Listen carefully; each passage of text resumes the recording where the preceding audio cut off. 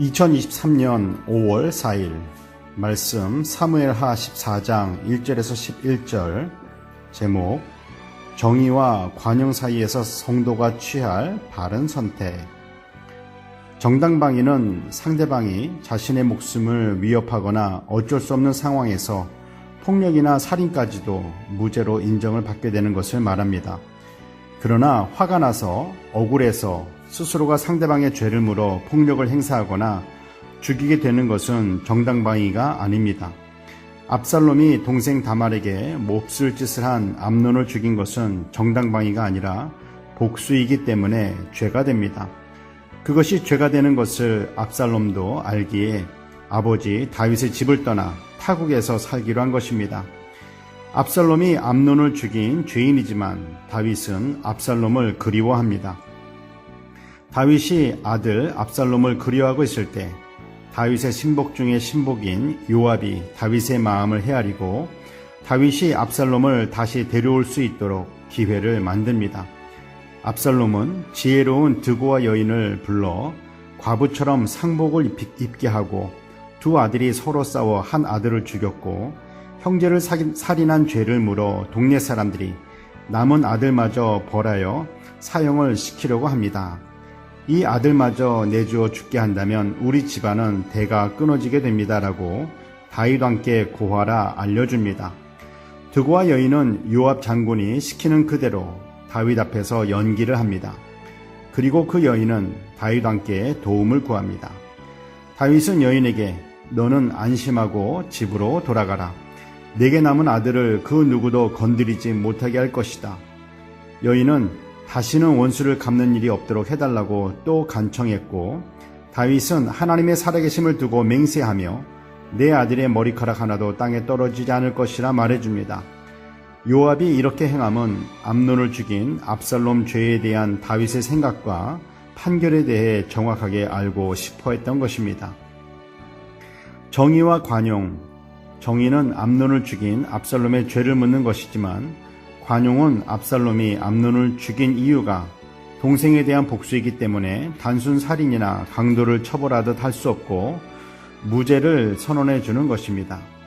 이 갈림길에서 다윗은 드고와 여인에 대한 판결처럼 관용을 선택했습니다. 관용은 참으로 좋은 것입니다. 그러나 좋은 관용도 기준은 있어야 합니다. 다윗은 이복 여동생 다말에게 몹쓸 짓을 한 암논에게 죄에 대해 기준 없는 관용을 베풀었고 그 결과 압살롬이 암논의 죄를 물어 죽이게 된 것입니다. 그런데 다윗은 형제를 죽인 압살롬의 죄에 대해서도 기준 없는 관용을 베푸는 사람임을 드고와 여인을 통해서 또 볼 수 있습니다. 하나님은 죄를 미워하시지만 죄인은 사랑하십니다. 하나님께서 죄인을 사랑하신다고 해서 아가페에 무조건적으로 사랑하신다고 해서 어떠한 관용의 기준도 없이 베푸시지는 않습니다. 하나님의 사랑, 예수님의 은혜의 십자가에도 기준이 있는 관용이 베풀어집니다. 무조건 모든 사람들이 다 죄사함 받아서 천국으로 갈 수 있는 것이 아닙니다. 자신의 죄를 자백하고 용서를 구하는 사람들에게만 용서함을 베풀어 주십니다. 드고와 여인에게 남은 한 아들은 형제를 살인한 살인자입니다. 그러나 마지막 남은 핏줄이라는 이유만으로 죄를 묻지 않고 무조건적인 관용을 베푸는 다윗의 판결은 한쪽 편에 치우친 잘못된 판결입니다. 죄는 미워하되 죄인은 사랑하라는 말씀을 기준도 없는 관용, 무조건 사랑을 베푸는 것으로 해석해서는 안 됩니다. 예수님의 사랑은 죄인이 회개하고 돌아올 수 있도록 하는 사랑이지 죄를 지어도 아무런 제재도 받지 않도록 허용하는 사랑은 아닙니다. 정의와 관용 사이에도 성도들이 취할 바른 선택은 감정에 치우치지 않는 하나님의 말씀인 성경에서 그 기준을 찾고 따라야 합니다. 기도하겠습니다. 사랑의 하나님 아버지, 내 가족이기 때문에 나와 친하기 때문에 그들의 잘못에 대해 어물쩡거리거나 모른 척하거나 무조건 죄를 덮어주는 어리석은 관용과 잘못된 사랑에서 떠나게 하옵소서.